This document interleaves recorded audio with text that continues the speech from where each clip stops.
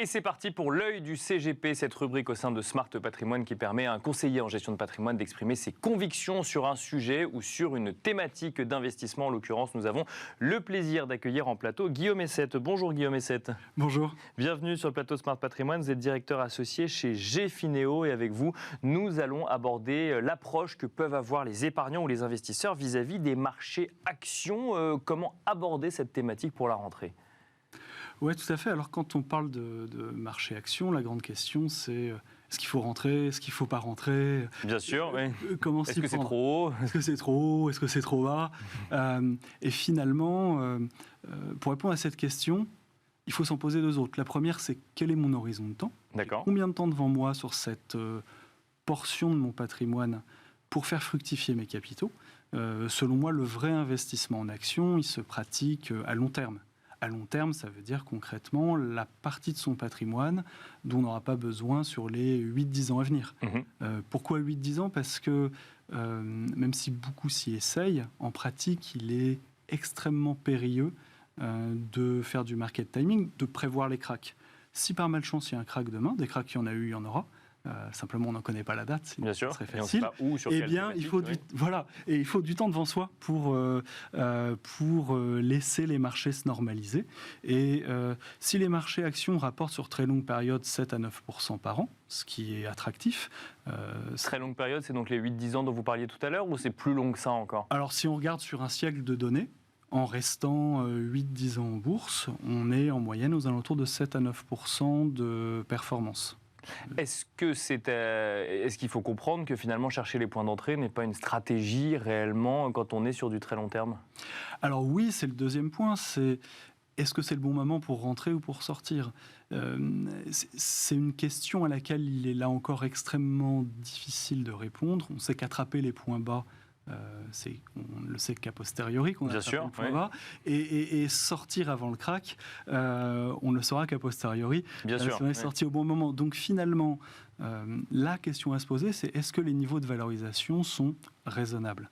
S'ils sont raisonnables et qu'on a du temps devant soi, alors oui, c'est un bon investissement. On entend souvent les questions de nos clients chez Gfineo, mais j'entends dire que les indices sont au plus haut, du coup la bourse est chère, est-ce que c'est le bon moment pour investir ? Et en fait, les indices, si on prend les indices américains, le S&P 500, c'est vrai qu'il est en progression, par exemple depuis le début de l'année assez nette, de l'ordre de 18%. Cet indice, il est tiré par quelques valeurs. C'est 7 grandes valeurs technologiques qui font l'essentiel de la performance.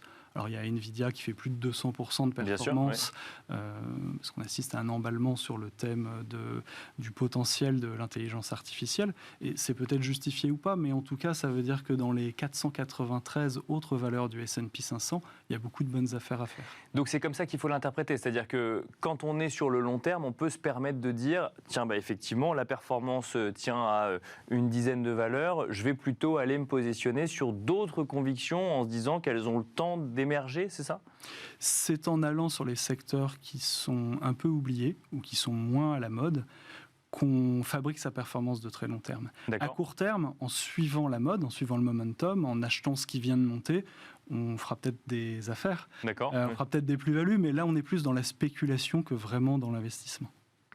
Et alors du coup, si on repositionne cette discussion sur ce mois de septembre 2023, cette fin d'année 2023, alors je comprends effectivement qu'il faut avoir 8-10 ans devant soi, mais est-ce que ça veut dire qu'il faut avoir un comportement d'investissement particulier ou au contraire se dire que quel que soit le moment, c'est toujours le moment, entre guillemets, quand on a de l'argent dédié à ça, d'investir sur les marchés financiers ?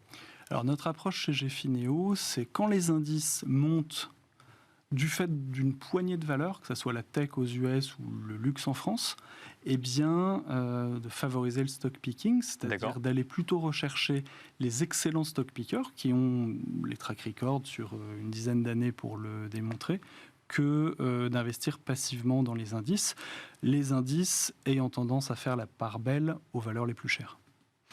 Donc, ça n'est pas le moment des indices, c'est ce qu'il faut comprendre ? C'est notre conviction. C'est votre conviction aujourd'hui en matière de marché action. Très rapidement, il nous reste quelques secondes. On entendait souvent avant l'été et encore aujourd'hui cette concurrence des marchés obligataires. Est-ce qu'il faut quand même regarder la complémentarité entre les deux aujourd'hui ? Oui, bien sûr, c'en est une. Maintenant que les taux obligataires sont remontés, là où ce n'est peut-être pas fini, mais en tout cas elle a eu lieu, bien sûr. Eh bien les obligations à nouveau peuvent jouer leur rôle d'amortisseur quand on veut un portefeuille équilibré avec une proportion d'obligations qui doivent normalement monter en valeur en cas de ralentissement économique. Merci beaucoup Guillaume Essette de nous avoir accompagnés donc dans l'œil du CGP. Je rappelle que vous êtes directeur associé chez Gfineo et quant à nous, on se retrouve très vite sur Bismart.